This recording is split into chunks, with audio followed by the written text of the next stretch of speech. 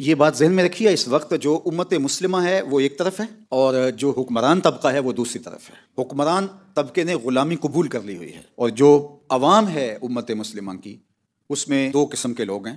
آدھے لوگ ان کو غرض ہی نہیں ہے، غزہ لٹ رہا ہے، ہم میچ دیکھ رہے تھے۔ تو آج مجھے اور آپ کو سوچنا ہوگا کہ ہم کس جگہ پہ کھڑے ہیں۔ تو ہمارے ذمہ تو اس وقت جہاد تھا، ہمیں تو کہا گیا ہے وَمَا لَكُمْ لَا تُقَاتِلُونَ فِي سَبِيلِ اللَّهِ، تمہیں کیا ہو گیا اللہ کی راہ میں تم جہاد کیوں نہیں کرتے ہو؟ آج تو ہمیں یہ سبق دیا جا رہا تھا اور یہ ہمارے مضامین ہونے چاہیے تھے۔ آج ہمارے خطبوں کے مضامین کیا ہیں، یہ ہمیں سوچنا پڑے گا کہ ہم کہاں کھڑے ہیں، امت کہاں ہے، امت کا کہیں وجود بھی ہے؟ آج غزہ کے بچے ایڑیاں اٹھا اٹھا کے ہمیں دیکھ رہے ہیں اور ان کی مدد کے لیے کوئی نہیں پہنچا۔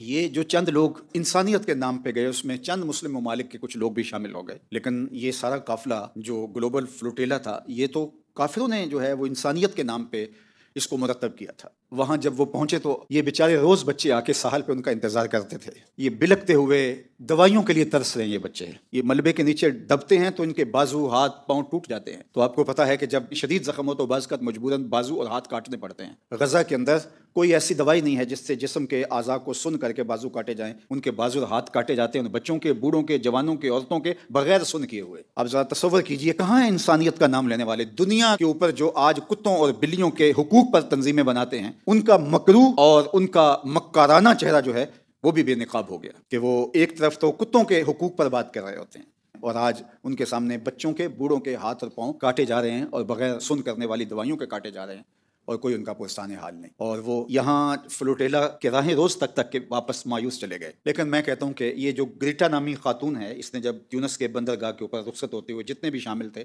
اور بہت سارے لوگ رخصت کرنے کے لیے ان کو آئے تھے، اور انہوں نے جس طرح وہ رخصت کیا وہ بھی مناظر آپ نے دیکھے ہوں گے، کتنے ان کے جذبات تھے۔ تو اس نے وہاں مختصر سا خطاب کیا تھا، تو اس کتاب کا ایک جملہ یہ تھا کہ اگر میں 100 کلو آٹا بھی غزہ کے بچوں تک پہنچا سکوں اور اس لیے مجھے جان سے مار دیا جائے تو مجھے یہ بھی قبول ہے، کیونکہ وہ بلک رہے ہیں۔ اور جب یہ ان کے جہاز پکڑے گئے اور اسرائیلی بحریہ نے آ کے ان کو گرفتار کر لیا، تو انہوں نے وہ دودھ کے ڈبے اور وہ غذا کے ڈبے جو تھے وہ سمندر میں پھینک دیے کہ سمندر کی لہریں شاید ان تک پہنچا دیں۔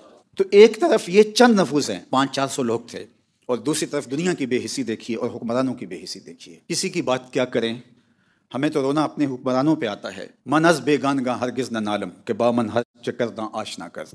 ہمیں تو دکھ اپنوں پہ ہے کہ 56-57 اسلامی ملک قیامت کے دن رسول اللہ کا کیسے سامنا کریں گے؟ وہ کس طرح حکمران اللہ کے رسول صلی اللہ علیہ وآلہ وسلم کے سامنے جواب دہ ہوں گے؟